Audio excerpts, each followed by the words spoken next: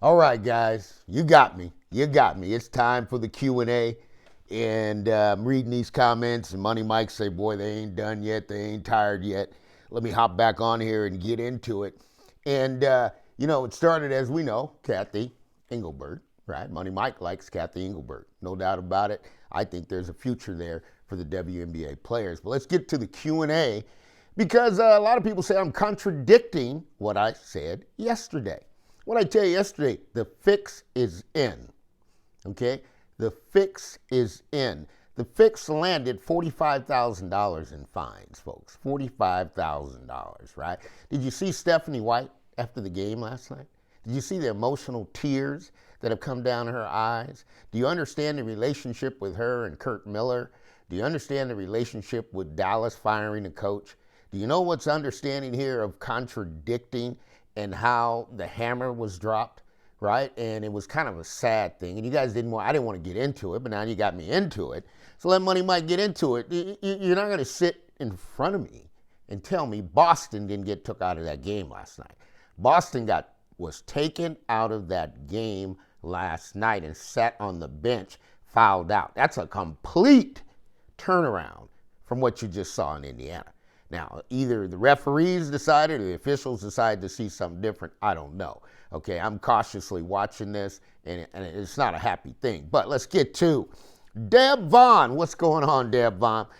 Referring to Money Mike's commentary yesterday, which pretty much contradicts what we're saying today. No, I am not. I am not. And I see the situation between you've got Christy Sides, right, who jumped in there. I support Cheryl Reeves.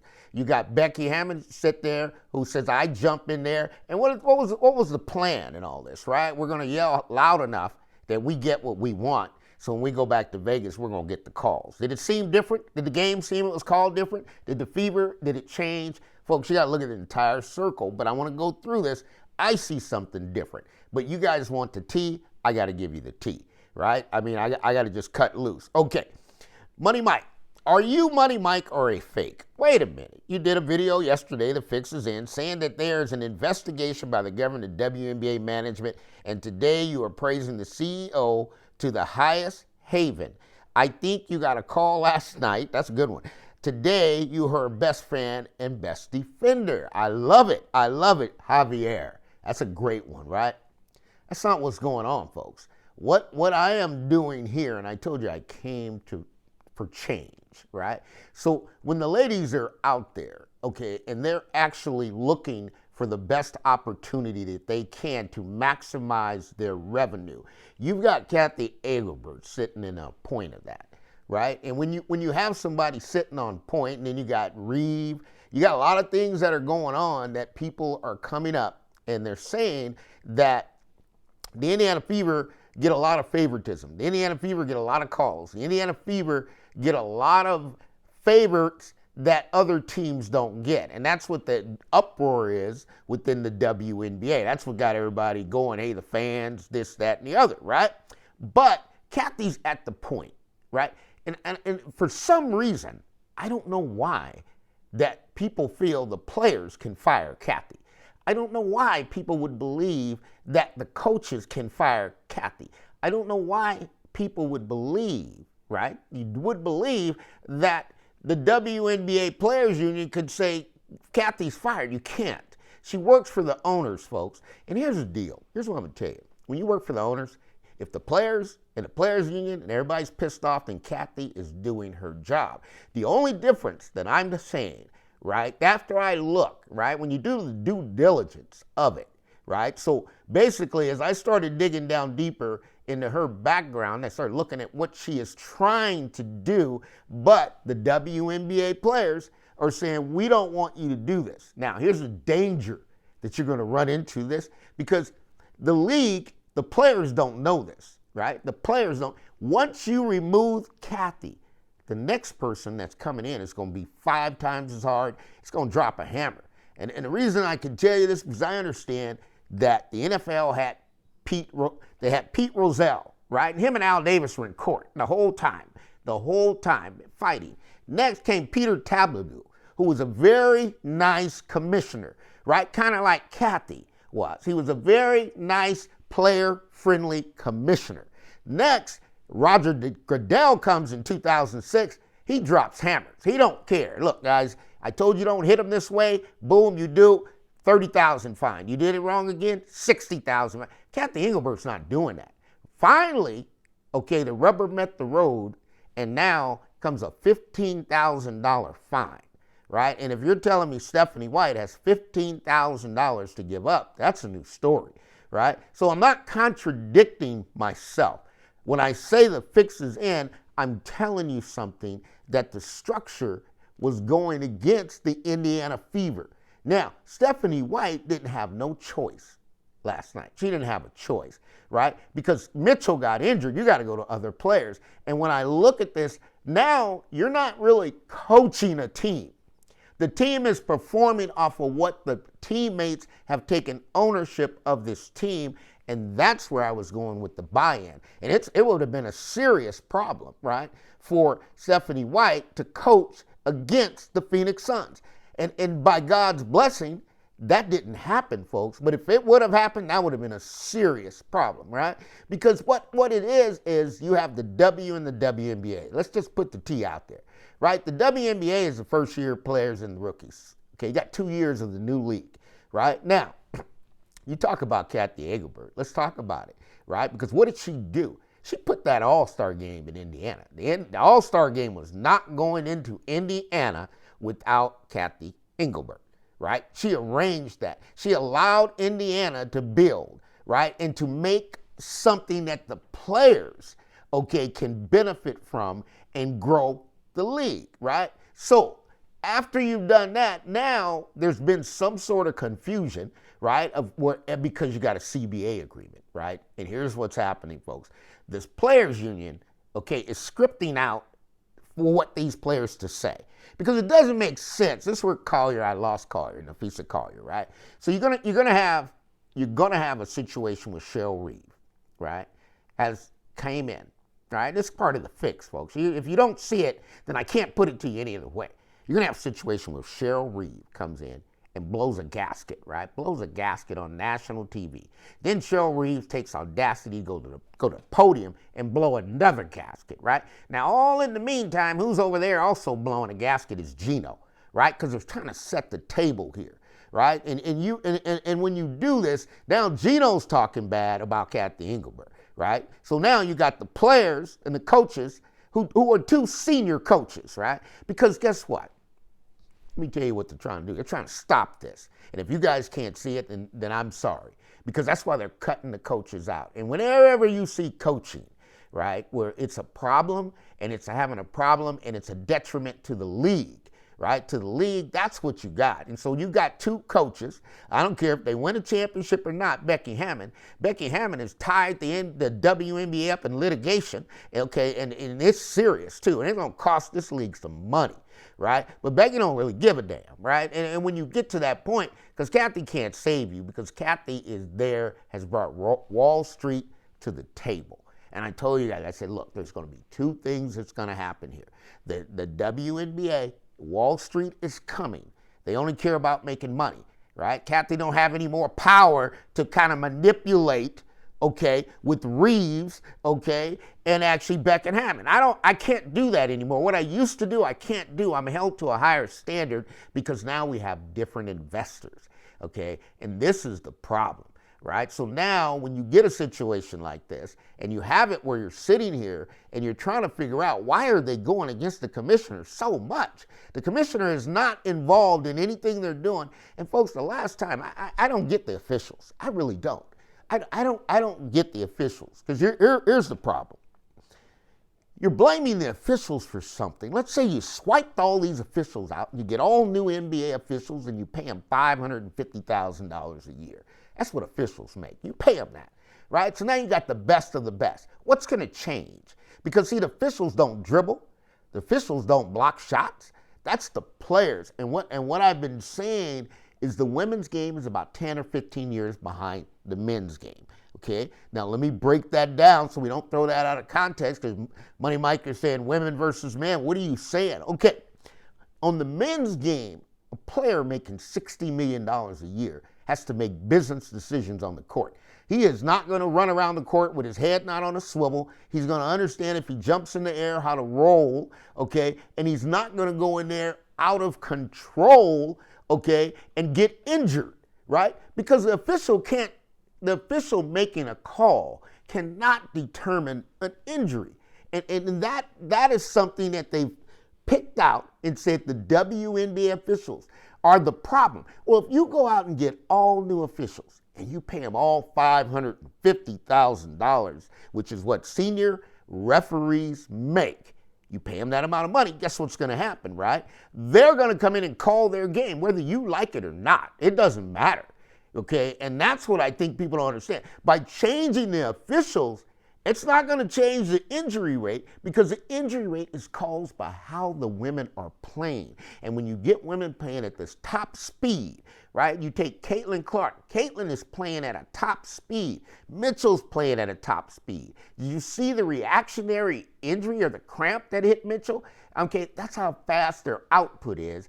And when that happens, the referees don't control that, right? I can't control if a player goes for a layup, gets fouled in the process.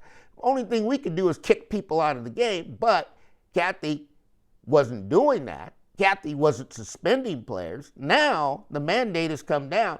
If you want to act a fool, we're going to suspend you. Now here's what's going to happen, okay? You're going to get, let's say Cathy Engelbert's out, okay? And at the end of the day, I'm not saying she's the best commissioner for the WNBA. That's not what Money Mike is saying. What Money Mike is saying, she's the best commissioner in the right spot to make this deal. If you put another person in there right now, you're going to lose, okay? Because she's your ally, okay? And she's not looking to be here till 80 years old. I didn't know much about this deal as I started looking back into it. Now this deal is different. And that's where you'll consume it as a contradiction, but let me clear that up. And and at the end of the day, folks, you guys, I love you guys, first of all. Money Mike, tell you, love you tremendously. What you guys are going to do is build me into a 6 a.m. to 8 a.m. show Monday through Friday. I mean, that way we can all have fun. I can barbecue, cook on the weekends, and you guys can tune in, and I'm live 6 to 8 a.m. every morning. If you like that, send me a note or let me a comment, because we can go. We don't have to, me jump on, you watch, then you jump on, then I got to jump on, right? I think we could get some better efficiency, right? Efficiency that would improve, okay, the communication between Money Mike and the Money Mike top rate WNBA fan base, right? So that's what it is. But let's go to the next one. Yeah, I think he's off on this one. Now, I do come off the tracks. Money Mike's human, okay? And that's what I like about the fan base that's here, and that's what I appreciate for you, because if I come off the tracks, then you guys got a right to put me back on the tracks. That's the job of a host, right? Like, I'm not Stephen A., right? So I'm not going to get out here and do something wild and crazy, and even the local man. I mean, Whitlock could go wild, right? I can't do that. So if I get off tracks and you guys say, hey, Mike, give me a better explanation, or if we're in court, in litigation, attorney, can you rephrase it, overruled, sustained, right? I mean, it's one of those type of things. Okay, enjoy your take from the business point of view. This is from Stephen North. That was from Mellow Yellow, Javier, and Devon, but now it's Stephen North. Enjoy your take from a business point of view. Cathy might be brilliant in business, but the referees suck. I agree. She allows or encourages prison ball, okay, doesn't protect her star players, and her fining and suspensions were uneven and unsensical. Okay, that's a good point, right? Now, here's where I'm going to go back to the officials, okay, because this is how this one works, folks. Cathy Engelbert, at the beginning of every year that she has been the commissioner of the WNBA, Cathy Engelbert has not been involved with officials, right? That's not even her job, okay? A commissioner job is not to find the officials, because one of the things that Titans do, you can't do a millionaire's job when you're a billionaire, right? I'm trying to get a point here that it's the coaches, right? It's the coach's responsibility who coach in the WNBA to actually have a hand and an input in this. That's what I brought up Violet Palmer. I'm like, why hasn't anybody called Violet Palmer, right? I mean, because it doesn't really make sense, right? Why hasn't anybody called Bill Kennedy, right? Because it doesn't make any sense. These are two people that work in the NBA. Obviously, you need the help, right? The Indiana Fever needed the help, so they had to go to the NBA to get the help to come back over. But getting a new commissioner is not going to change the way the officials call the game. And I'm sorry to say that. And if anybody's saying that that is going to make this game better, it's not. It's not, because you got to understand this, folks. You're coming behind 10 or 15 years behind. The NBA has a G League that they can evaluate guys, they can look at them, they can evaluate women, they can look at them, they can see how they're going to do in real time. The WNBA doesn't have that. So anywhere you go get an official, right, they're not going to be in a position to help you. Now, here's the other thing that's causing this problem too, is when the WNBA teams bring in men to practice against. Guys, can you guys explain that to me? Please explain. Why does the WNBA bring in men to practice? And why am I asking you that? Okay. Young man that I coached, and I'm always on him. I mean, he's a good player. 6'6" guard. His name's Darren Johnson, right?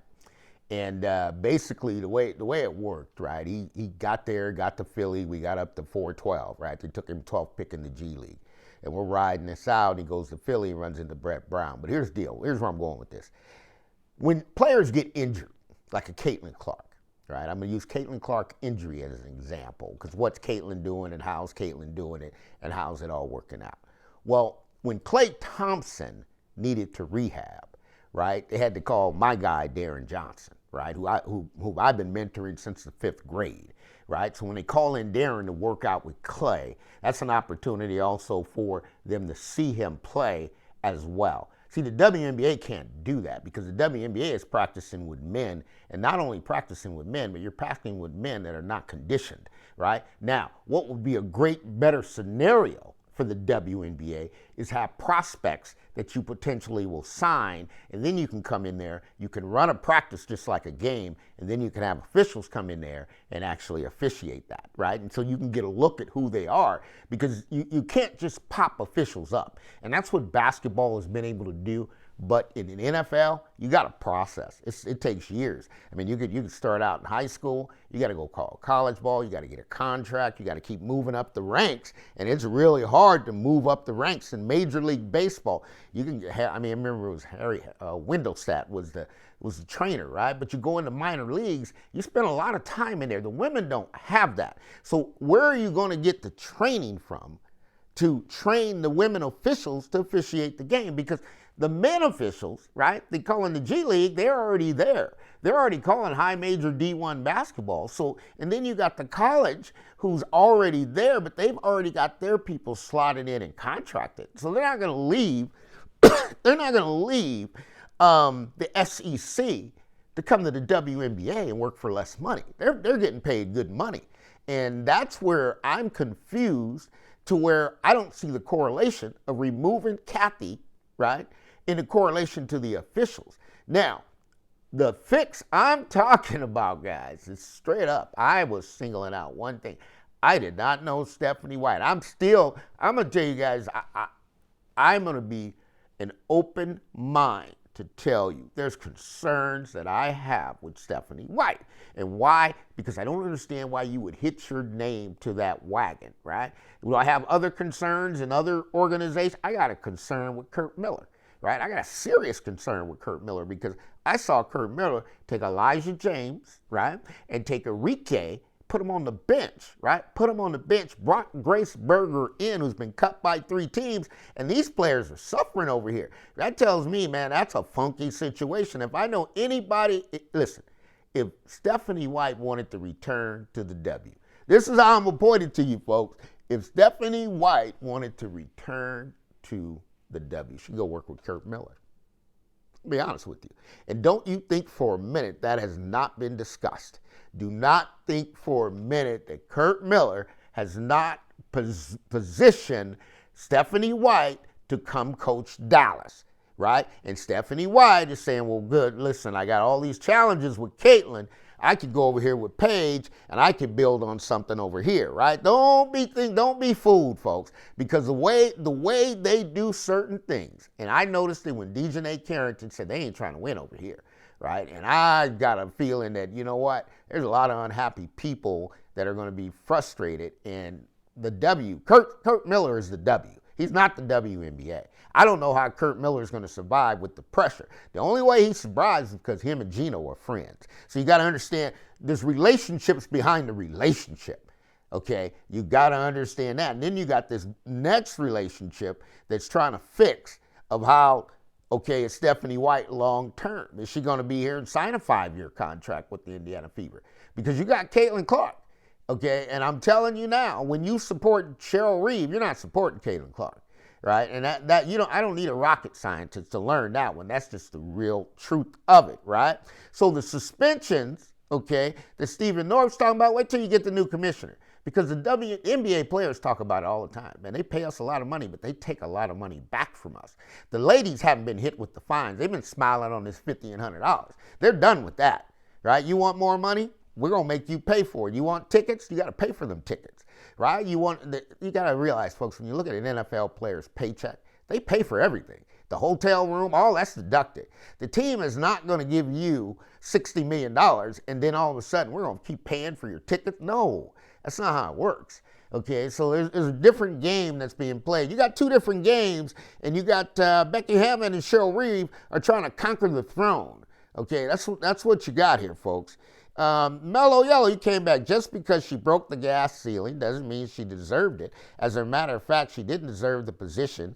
It's the same thing as they always wanted a female to be the president. We all know what a disaster would have been, so one doesn't necessarily have to do with the other. Well, that is the women's basketball, right? He's saying, you know what, they didn't want her, but we had something else, but we weren't going to put a man in there.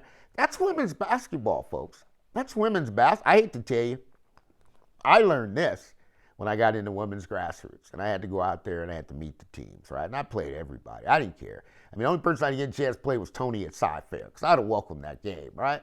But then I played West Coast Elite. I played Cal Stars. I mean, I played Cal Swish. I played them all, right? I played them all. And one thing I do know, that when you get into grassroots and people are asking, okay, well, how do you know, or how's this work with Caitlin?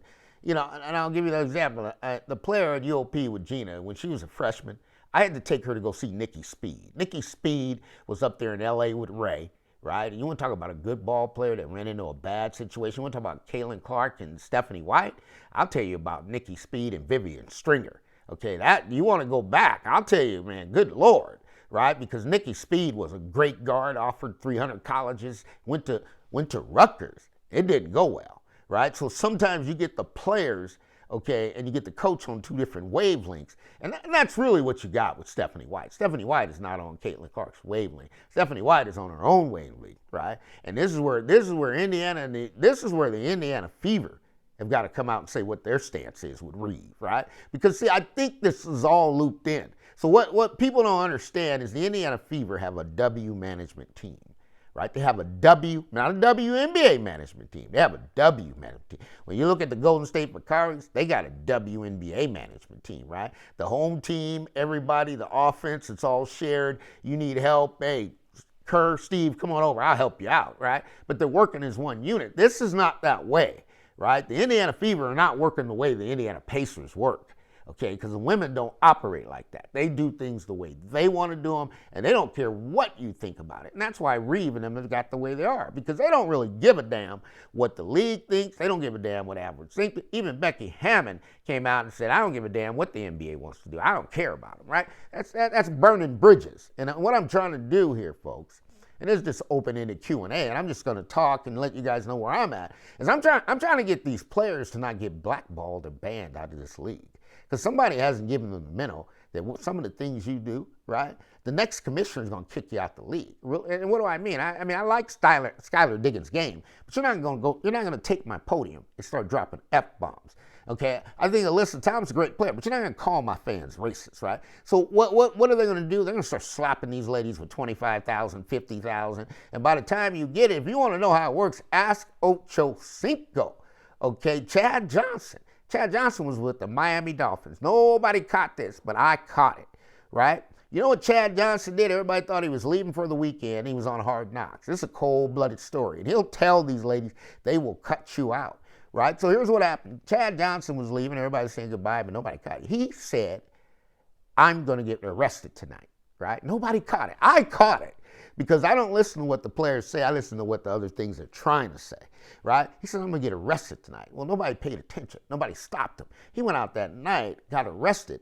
The next day, Joe Philbin cut him, right? He says, look, we're not going in the same direction. You're going one way, I'm going the other way. You want to ask Terrell Owens, Jerry Jones, no matter how great you are, he cut him, right? Because you're going in one direction, I'm going in the other direction. So when I look at Reeve and I look at Becky Hammon, that means that's a separation that somewhere is about to come because you're going in one direction and the league is going in another direction, all right? And when you question leadership, right, in a position that you have not done, those are coaches. They are not businessmen. They do not understand how this structure works, but they're pissed off. They're pissed off because now they don't have any more power and they don't have any more control, and Cathy cannot take their call to make the changes. So what do? They put her on attack. And that's part of being in the business, right? Cathy's a big girl. She can handle it, but at the end of the day, when the WNBA players start losing $25,000 and $50,000, right, some of these bangs and hits and all these fouls, when you get the next commissioner, you better protect your paycheck or you're going to play for free. Right? And that's just the way it is. And that's how the NFL players got introduced to Roger Goodell. He will take your entire game check. So you just went out there and played for free. All right? So let's keep it there. Let's keep it going. All right, if Cathy is a commissioner, this is JS. JS, what's going on, man? How you been? If Cathy is a commissioner, it doesn't mean you're an expert, exert your power and act like a dictator. That the respect you receive is what you put out. What she was hoping to gain by attending the All-Star party, friends. She may be financially savvy but lacks people skills. At least Adam attended Caitlin's game and saw him shake her hand, and Cathy ... didn't do that. Okay, that's a valid point. Now, the only thing I can tell you is this, folks. The way it works for men who are working in the NBA or men who are coaching in the NBA, right? It's a different treatment versus the women. The women got more issues, and I used to call them, I would say, you guys don't have issues. You got magazines with subscriptions, right? That's what I would tell my players on the team because you guys got so much going on. I don't even know how you keep up with it, right? But Adam is more or less, when he comes over to he's the figurehead. Adam's not trying to get in your business. Adam's not trying to get in what you're doing at night. Adam's not trying to go in there and have drinks with you because Adam understands that your relationship and my relationship is not the same, right? So you're not going to see Adam Silver run around with NBA players and, hey, I'm partying with you and I'm having drinks and all that. He's not going to do that, right? Because he's running a business, right? And the WNBA, as the fans have said. Now, I've listened to the fans and I've listened to you guys a lot, right? So understand this. I've listened to you a lot, all right? This is what you told me. The WNBA doesn't make any money, right? That's what everybody's saying. How are you going to pay the players? You don't even make any money. Now, what you got is a situation where they're trying to make money, right? But there's a difference. When you start trying to make money, then you're going to lose your emotion and affection because it's no longer the same. We're not friends anymore. And you see it all the time. I mean, corporate America to cut you, right? Because at the end of the day, you can work next to somebody for 15 years, and then when the layoffs come, I mean, you can cry all you want. Right? Now, here's the difference between that and going somewhere else. Like if I was leaving AT&T and I said I'm going to Verizon, they're saying, give me your badge, give me your computers, give me your phone, give me everything you got, right? Because that's proprietary information, right? So it's a little bit different, two different roles. Cathy was there getting the women league since 2019. You know what Cathy Engelbert has done? She's kept the fire burning in this league, right? I looked at it and I was like, goodness gracious, right? But that now what has happened is people are so pissed off, so there's no turning back. She's the worst thing you ever had. But at the end of the day, she kept the doors open. So that has to say or carry some weight because if she didn't keep the doors open, okay, and she did not, okay, come to these players' rescue, you wouldn't have a league. Because the NBA, the men over there, they could care less. Really, I'm just telling you. If the men are investing money here, right? You look at $325 million. Okay, Adam, just put it on a note, right? Put it on a note. We'll pay it back whenever, right?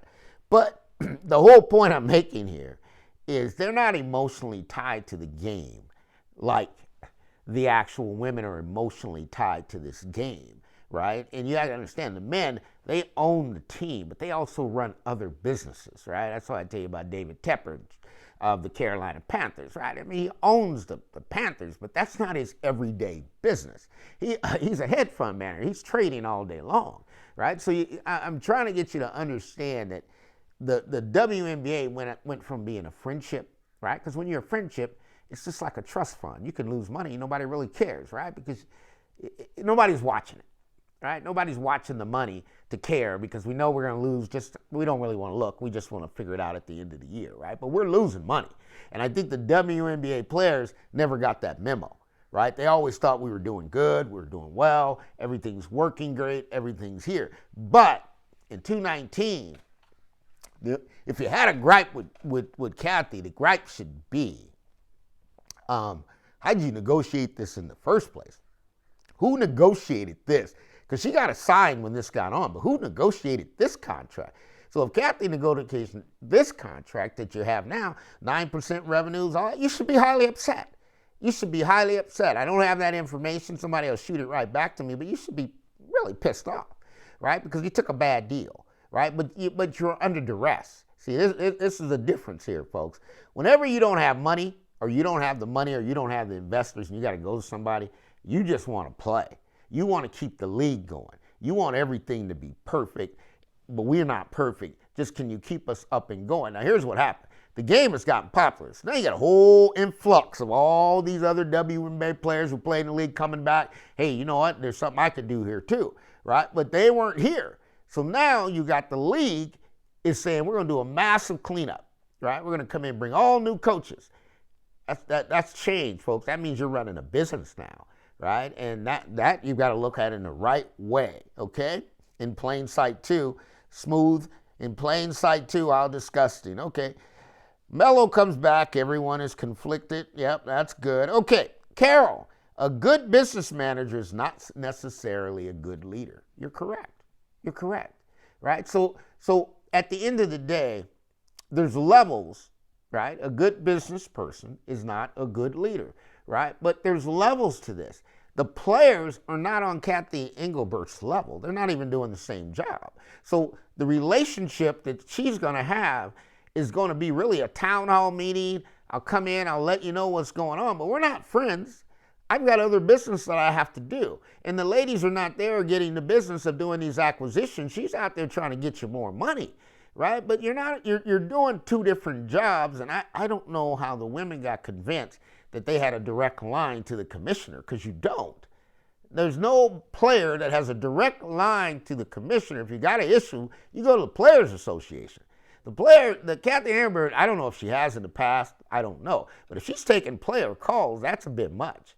Right? And so I think they got the roles confused. I think the fans got the roles confused, right? Because Adam Silver is not here to be buddy-buddy with the NBA coaches. That's not his role. He's not friends going out and having drinks with NBA coaches. He's not friends going out having drinks with NBA player. Why? Because he's running a business. And when you got to cut ties with somebody, you don't want to be emotionally tied to them. And I think that's where the player, I think Becky and I think Cheryl Reeve and Cathy have had a long-standing relationship. I mean, they've done a lot of work together. This is not something, and then it went sour, and so now they're cutting loose, right? And it is what it is. I mean, you can't change it, right? So, all right, so let's go to here. Edward Point. Okay, Smoothie. All right, here we go. I agree with you 100%. If the owners want to make a profit, money, they really need to listen to the players, especially the fans. They also need to protect their players and the game itself with good officiating and good officials. That's coming from Smoothie. Now, Smoothie. How you doing, Smoothie? Money Mike gonna talk to Smoothie. First of all, if the league is gonna be worth its salt, the players have got to protect the players. Okay, it's not Cathy. Cathy's not on the court, right? The players are on the court. And what happened this year? Let me tell you. Let's back up. See, Caitlin Clark spoiled a party for everybody. Put the dots together. Caitlin Clark spoiled the party. Let me tell you what I mean by Caitlin Clark spoiled the party. They had plans to put Diana Taurasi, the U.S. Olympic team, all the veterans. That was going to be the national TV schedule. Okay, but Caitlin spoiled that. Caitlin became such a star, they scrapped it. They scrapped it and they didn't show their games, right? They didn't even show those players anymore because all we watched was Caitlin, Caitlin, Caitlin. Now, if you're like Money Mike and you're a Caitlin fan, you like the way Caitlin plays, I don't mind watching Caitlin, Caitlin, Caitlin. But what Cathy did and where Reeves got pissed off, right, was you didn't even put us on national TV. You just went with Caitlin. So then when the pressure of the league saying, hey, can we look at this?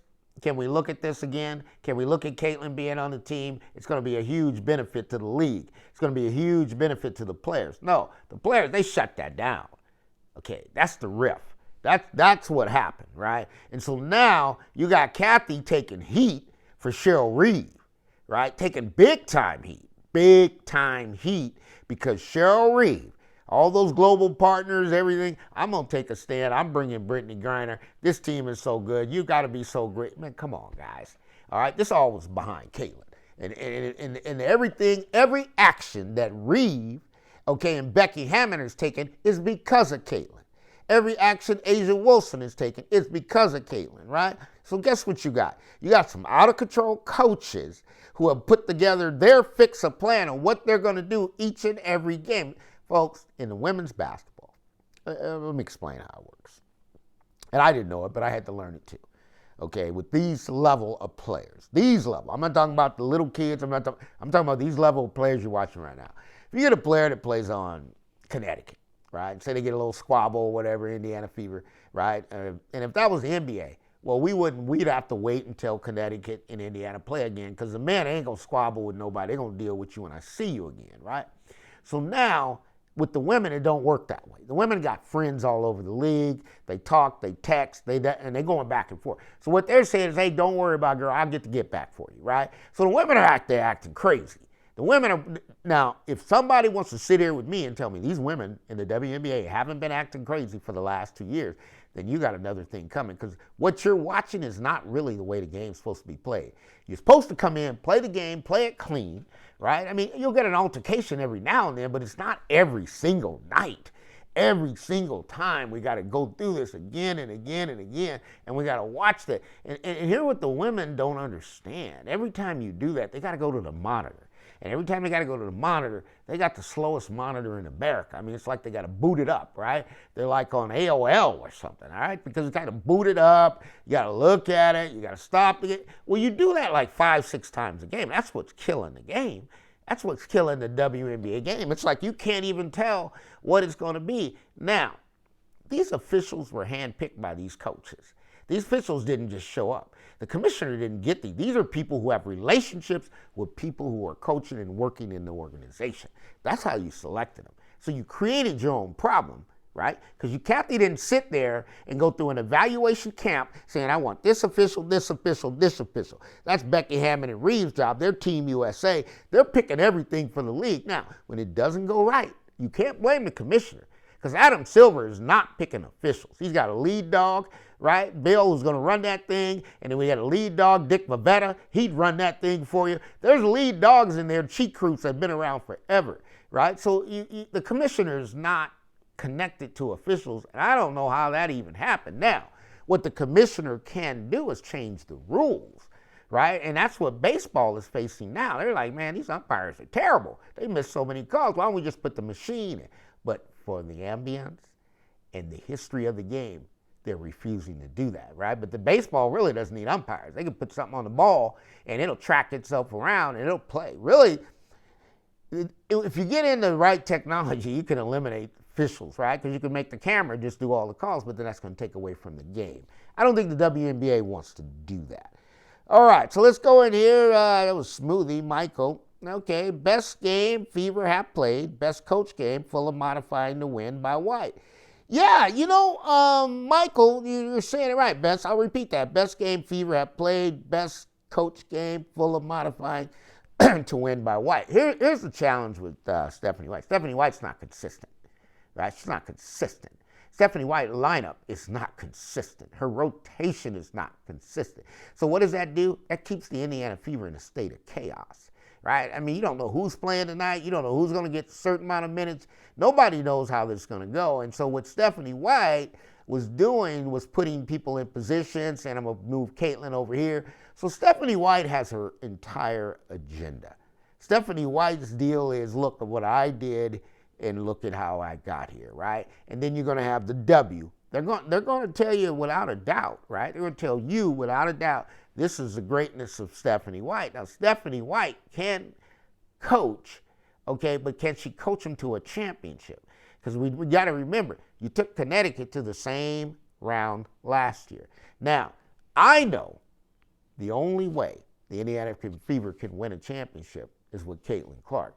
Because Caitlin Clark's going to make that game so different that she's going to change your defense. And you can't run that defense that they have run, right? And so that's something you got to think about, right? Because at the end of the day, I don't know. And until she gets to that next phase, I mean, she could be like Brad Stevens with the Boston Celtics. I can get you here. I can get you the finals, conference finals. I can get you conference finals. And then after you do that 2 or 3 times, pretty soon you're going to say, man, we got to think about this, right?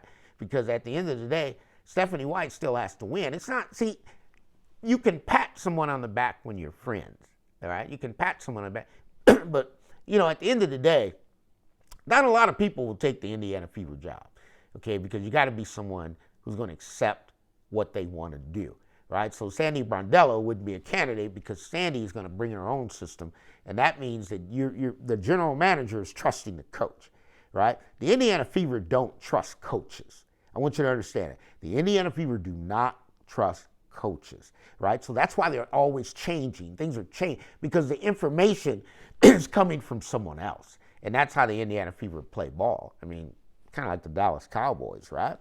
All right, so let's go in here. Jazzy, what's up, man? Affiliate. Caitlin, okay. Pro Buyer's Guide, agreed. I hardly knew who Caitlin was before last year, but I have heard she was offered $3 to $7 million to play another year at Iowa instead of going to WNBA. That's more money she would make in her career earnings in the WNBA off of the structure. Yeah. Okay, so Jazzy, that's a good question. She was offered $3 to $7 million, right? And so the WNBA knows the number, all right? Just like NIL, they know the number, right? When somebody gets offered $500,000 or $800,000 on an NIL, the other schools know the number, okay? And they also know your budget if the player is going to fit in your budget. Now, here was the thing that came in was CC, and I want to tie Jazzy's question in there. And the only thing about Collier's statement that was not factual is saying that called Caitlin Angel and Paige names. Paige was not in the league. I bet she only called Clark's name, right? But Jazzy does come back, and Jazzy, you got a second point question. I want to tie them together. I disagree to a certain extent with CC, the WNBA platform aspect. CC already has a great platform from college and became a multimillionaire with brand deals in the books before she was drafted. She was raised the level of the WNBA's own platform to do what she's brought to the table, the revenue that the economists attribute to Caitlin Clark. Okay, Jazzy, you're right. She was making that money. Now, here's the deal, guys. This is Grassroots. Okay, some of you may know this, and some of you may not know this. Where do you think the money comes from for Nike to offer that contract? Because, see, it's not about Caitlin being offered from Nike. It's about Iowa. Okay, and I haven't looked back in the history, but I'm assuming Iowa is already a Nike school, because the trueness of it is the minute Caitlin went there and they offered Caitlin, if Iowa was not a Nike school, but I think they are because they do it by the conference, right? Then Caitlin would be signed, right? Now, let me back up and say that again. So now that Caitlin's at the Nike school, okay, who gets first choice? Nike. Okay, Adidas is not going to walk in, okay, to Iowa, which is under the umbrella of Nike, and sign Caitlin Clark. Grassroots doesn't work like that, folks. The way Grassroots works, this is what you got to understand, because all of this money that Caitlin was getting, or let me back up even more in Grassroots, it really starts about 8th grade, right? 8th grade. And here's how it works, and you know, some of you may know this and some of you may not when it comes to Grassroots and how does a player get signed. Okay, so take Candace Parker. Candace Parker says, Mike, And I want to go to Jackie because he wants me to explain it. And also Vance, I want to put this in here. Nobody gives a crap what you've done before. So Vance was talking something of the same. Vance, I'm going to answer you at the same time too. All right, so what Candace Parker does, and this is how it works in real time. I mean, it is what it is, so I might as well tell you, right? Candace comes to Mike and says, Mike, I'll give you a $100,000 a year contract. Okay, I'm with Adidas. Okay, so now Candace is giving Money Mike the $100,000 contract. I'm the Adidas person, just like I worked with Adidas before, right? And when you work with the Grassroots, here's what happens, folks. You're in a situation where Candace is paying me $100,000 to put Adidas team together, right? Now, I've got to go out in the territory all over the Bay Area. I'm going for the best of the best. So like right now today, and this is in real time, okay, because eventually we get to this point, right? Because you got to buy a point man to run it.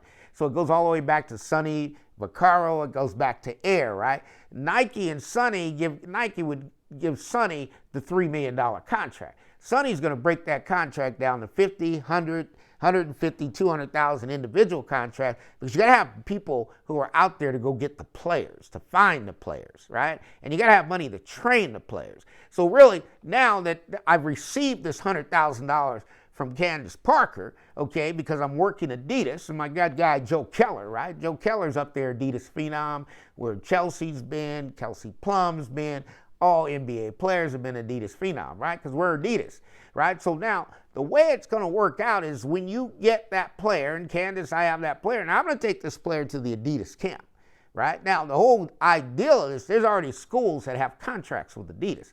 So we're not trying to go to a Reebok school. We're not trying to go to a Nike school. We're trying to go to an Adidas school, right? Because we're building this relationship with the player that could have started 6th grade, really.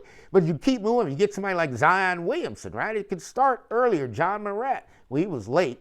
But when you get a player that comes, you got to have somebody go out and get the players. You got to have somebody go out there and find them. You got to have somebody go out there and train them. Candace Parker cannot go out there and train 100 players under contract for Adidas, right? So now that Grassroots has got here, and you know Candace is smirking around in the water, not only being an Adidas rep, but trying to buy a franchise. And then here comes Big Shaq, right? So Shaq's been there, right? And I don't know what Angel Reese's relationship was, but Angel Reese was a McDonald's All-American, so they picked her up probably in about the 8th, 9th grade as well. And when they go get a player, that's our job, to keep the relationship with the player. I got a relationship with the parents. I got a relationship here, a relationship with high school coaches. I don't really go to their practice. I don't even really get involved in that, but I got a relationship that takes them there. Now I've got a relationship with Adidas schools, right? So, you know, when you get the relationship with Adidas schools, now I'm talking to Adidas coaches. So that's how the Grassroots works. So the money Caitlin was getting, this would be the question that people would want to know, is when Caitlin got to Iowa, was it before Caitlin got to Iowa that Nike wanted Caitlin under contract? Or was it after Caitlin got to Iowa that Nike gave Caitlin a contract? Why? Because they knew if they didn't, here comes Candace Parker, or here comes Reebok, they're going to give her a contract. Now, when you get to Caitlin's developing and the fan base and everybody kicks in, that's where the dollars go up, right? The dollars go up. So the 3 to 7 million is nothing. So what did Sonny Vaccaro say? They didn't price this right? And because they didn't know the market. Now you got Caitlin with this huge market, and you got everybody looking at Caitlin, and you got everybody excited to see Caitlin. That just made Caitlin more valuable, okay, than the other WNBA players. So what happens? We got to make a decision. Are we going to have we're going to play 41 national games with Caitlin, and that way we can put State Farm on there, Bank of America, and we can do everything that we need to do, and we can maximize our profit from Caitlin? Or do we go down to the next WNBA player who's not known nationally, and next thing you know, what are your slots going to be? They're going to be Popeye commercials, right? I mean, like the quarterback right now. I mean, he was so big and progressive, right? I mean, he comes out #1 draft pick to the Cleveland Browns, and then all of a sudden now he's doing Popeye chicken commercials, right? Because nobody wants to see it. He's not doing Campbell's soup, right? And so then every player, here's where the relationship keeps going. Every player, corporate, is looking to maximize their revenue opportunity. So what Caitlin has to do, and you got Cathy. Here's where Cathy comes in. It's not a one-on-one be your friend. Cathy is saying, I've got a star that I can maximize their relationship that not only be good for me, it's going to be good for the league. And I think that's what people sometimes get confused on, is what is the reality of the situation in dollars and cents. Okay, because if you have the sponsors or the advertisers, okay, if Caitlyn's playing, they're going to pay more money for advertising. Now, that's something the WNBA players didn't control. And that's something that the WNBA players were getting frustrated because they felt Caitlyn was getting all the attention. But that didn't start at the WNBA. Caitlyn brought all the media from Iowa.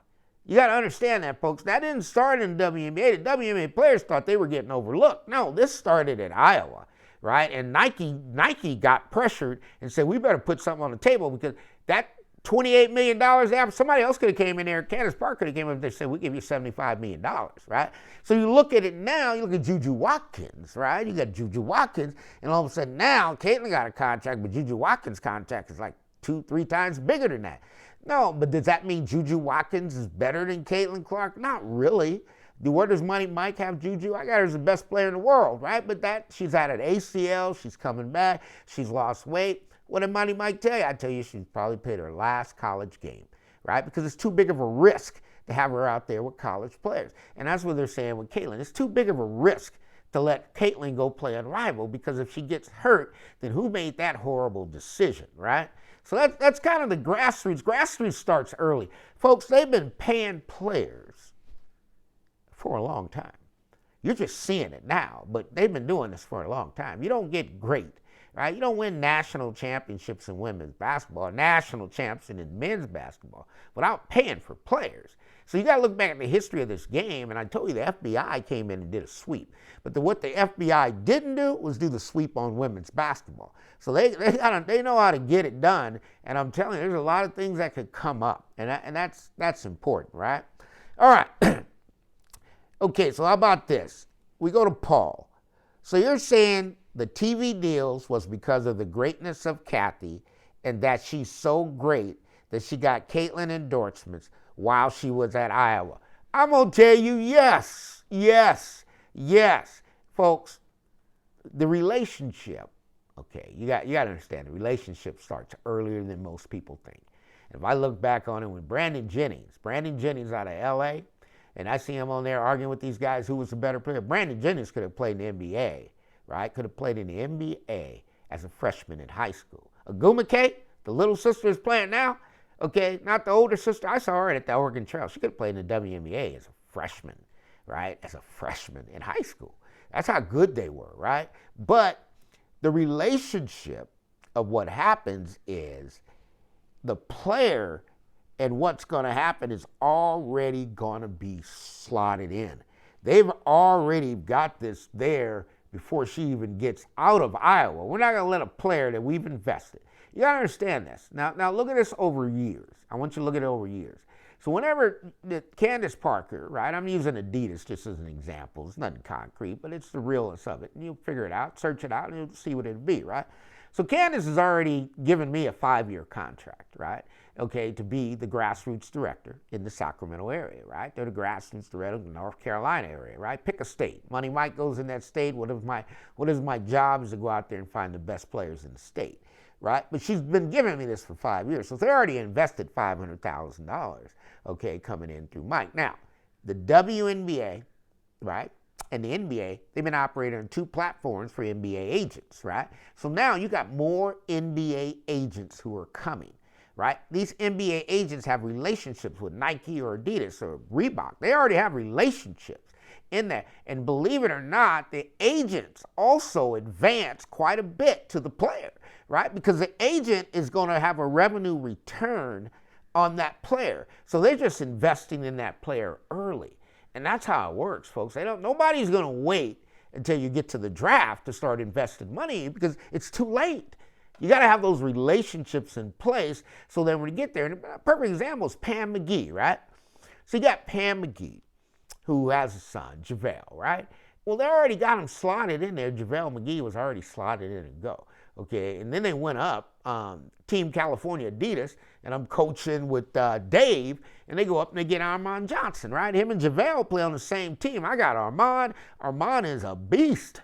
He's a beast, right? We faced off against DeMar DeRozan when they were both 16. Armand is really good, right? Just had little spurs in his knee. But somebody's got to go find Armand Johnson, right? When I first saw Armand Johnson, I was playing at Basketball Town, and they had playing on a team called the Reno Ballers, right? And I'm over there with the NorCal Warriors, me and Paul. And if you guys don't know who Big Paul is, he runs Coach's Corner, right? This is part of the network. He's Coach's Corner. He's looking at the kids, the grassroots, because eventually one or two things are going to happen. We're going to get a player in the WNBA, and we're going to get a player in the NBA. Right? But that's my main guy, came right behind me in Sacramento. So I did Sacramento for 15 years. He came right behind me, has stepped up, and now we're doing the All-Star games. We're doing national recruiting. There's a lot of things going on. Money Mike, I told you, my cousin's with the Weave Agency, right? He's working with Daniel, right? So they're out there signing players. When they call me and say, Mike, this is the player, okay, they come down, they like the player, we got to have a relationship with that player. Right? So it's not going to wait until you get drafted. This started long before, and that's why you got G League Ignite. Now, are the men spending as much money on the women's game? No, and that's the problem. The women need a developmental league, and that way you can not only help develop the players to get where you want them to be instead of cutting them, because right now, the last 20 years, you just cut them and let them go free. Well, you don't draft talent and cut talent. Sometimes talent has to be developed, but you got to have more coaches develop it, but you got to have the right coaches. See, and here's where the WNBA coaches, they have played basketball for so long a certain way, they think it's normal. Mike, this is normal. This is not normal, folks. It's not normal to get in there running over people. It's not normal to do hard fouls, okay? And it's not a good business decision for the player. And that's where the player management, because folks, NBA players have to be managed. You cannot just tell them, hey, go show up. They would never get out of bed. You got to knock on their door. Let's go. You got to wake them up. They're getting ready to go out to the club at night. And I got players, no, you guys are coming back to the hotel with me. We don't do that. You got an opportunity to get in trouble. And you saw it with Ball. You saw it with the Ball brothers. One brother gets over to China. I mean, who does something stupid, right? Because guess what? He's got plenty of money, but why are you going to steal sunglasses? Because nobody was managing that. Right? And you got to manage these guys. These guys are not going to always get it right.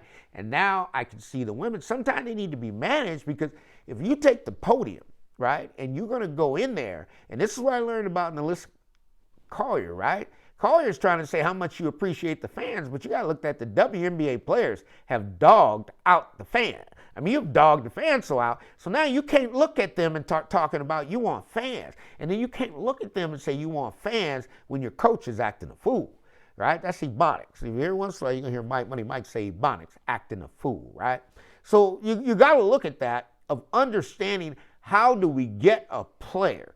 Once you get a player there, how do we market the player, right? And you got, once you get that, now how do we put them in there and train the player? How do we get in there and we get the player to where we need him to get up to speed? And now while you're doing all this, because the women's basketball is producing such great players, here's what the WNBA and the NCAA and everybody forgot to do. Well, if you're producing great players, you're going to have to produce great officials, because you can't keep the same officials officiating the game when they officiated 7 years ago. 7 years ago, the WNBA played a game nobody watched. Now you got playing game and they're playing 3 times as fast. And why? Because Caitlin Clark came in and said, look, you play this game at 98 miles an hour, right? Christy Sides rejected it. Why? She's from the W. You got Stephanie White rejecting the 98-mile-an-hour point guard. Why? Because she's from the W, folks. The W never played this way. So what did the WNBA have to do? They had to clean out the coaches, because you aren't going to get these coaches' mind retooled to play the way we need them to play. Right? Because Mike can train them all day long. I can get them ready for you. But if they run into a coach that's not looking to do that, then guess what? They're out of luck. And that's what's happening now. That's why you get fired as a coach. Coach, you know what? You better think twice about taking a WNBA coaching job, because, whoo. All right, way to go, girl. That's a good one. Leo Wells, and we have Paul Murnorski. He said, talked about it, said, Paul, that was good. Leo says, way to go, girl. Your team made me a viewer of Indiana Fever Ball. Proud of all you athletes. Absolutely. And Edward will stop there. Mike, you missing the point. Mike, without a portrait of caring and nurturing and believing the product you are selling in front of the buyers, the paying fans, will eventually put holes in the revenue bag. Amen. Don't hit me with that Deuteronomy 8:18. You earneth wages with hole in a bag now. All right, okay. Will eventually put holes in your revenue bag. See, you talking about Deuteronomy 8:18. You don't sleep that one up on Money Mike. Okay, agree that the commissioner only works for the money side, the owners. Who should be working on the product side if not the owner? That's a very good question. All right? That's a very good question. That's where the players get management, okay?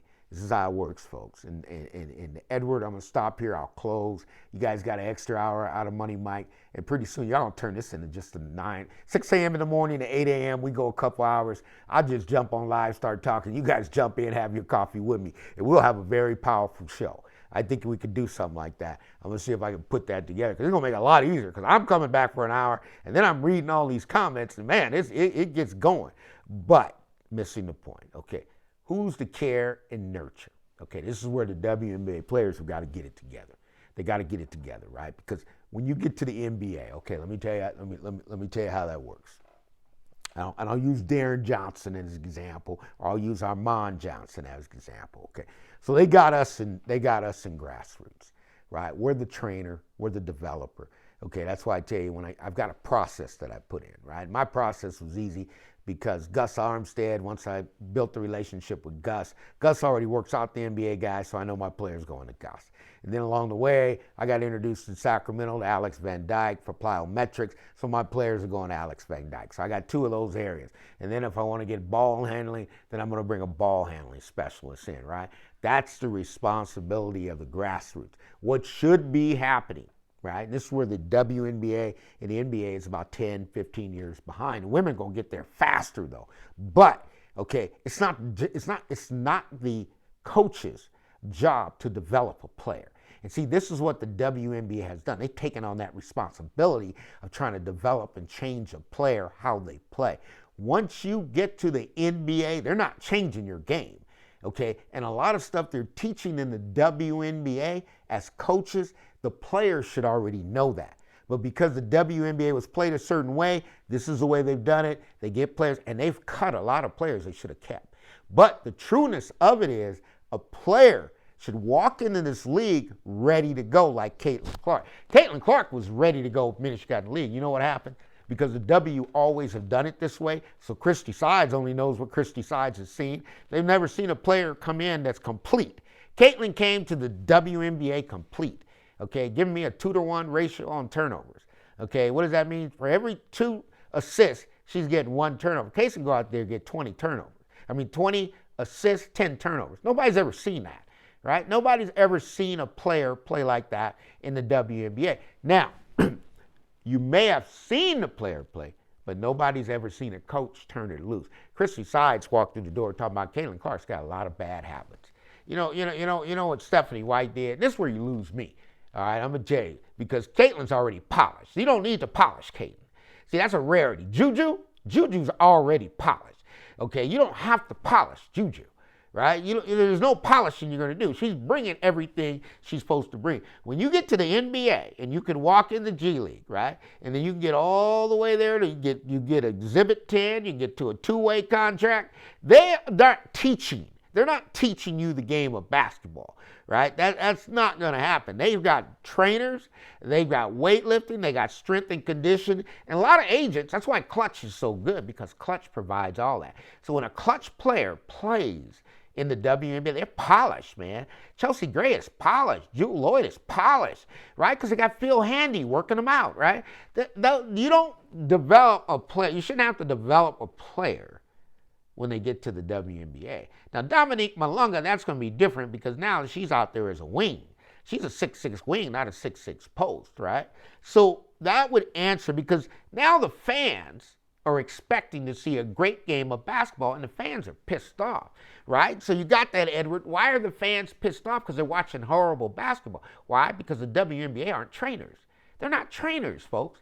You gotta be working with skilled individuals who understand the process of what's missing from your game. So they only could play a certain way. I saw the Chicago Sky play games last year, not even shoot a three-point shot. If they did, they took one, right? Now you go out there to shooting 40 a game, right? Because somebody's got to train them to do that.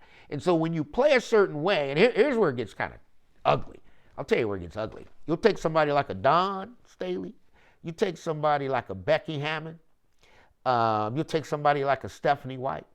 Them is great players who played in this game, but you know what they averaged? They averaged 5 to 8 points a game because all they did is pass. They were never able to dribble around like Caitlin. They never even saw a player do that. So when Caitlin came from Iowa, and here's where Lisa Bluter was a smart one. You want to know who the smart one was? That was Lisa Bluter. She said, "The hell with this. I'm just going to run the offense that fits Caitlin." And she went all the way to national champion. Didn't win it, but did it, right? And then you come back and you draft her here. Now, this is where it gets real bad. I mean, everybody sees it. Everybody sees it because you got a player that's polished that you're trying to dethrone and get him to conform and play your way, which is not a winning way. That's the point. And everybody talks about Stephanie White. I get Stephanie White's a great coach, but you got to understand, the Indiana Fever brought in better players. They brought in better players. And when you bring in better players, that didn't make the coach any better. The coach is still the same coach. She's now out there with better players that don't need the instruction. All right? You got to understand, you don't have to instruct Odyssey Sam. Odyssey Sam played this game enough, she can miss it, right? You got to understand, Powers, you don't have to instruct her. So what Stephanie White likes to do is be in control, right? But Stephanie White doesn't develop players.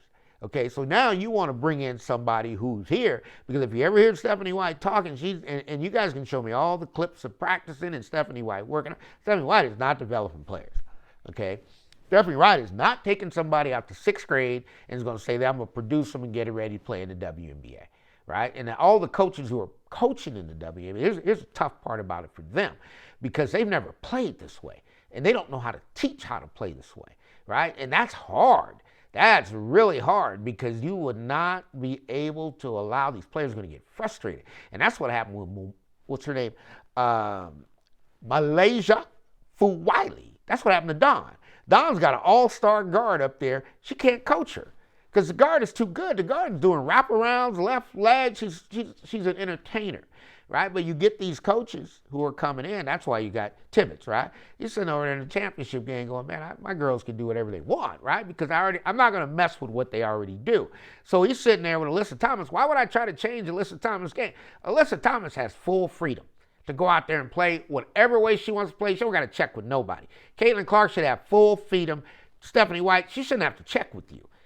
Caitlin Clark is that good. And unless you were that good when you were a player, then you wouldn't have any idea what we're talking about, right? Even Becky Hammond would know, right? Becky Hammond would have no idea how to go out there and play like Caitlin because she never did it, right? But then when you get Juju, it's no problem because she's been trained the same way Caitlin's been playing. Guys, I hope you enjoyed it. I'm just so excited you guys are hitting me with the comments. I love you guys. I'll tell you what, and it's enjoyable, and you guys are getting me through the day. I took that loss last night, Game 5, but I have to turn around and say what a great job they did. This is the Money Mike Syndicated Radio Podcast. All things are possible to those who believe.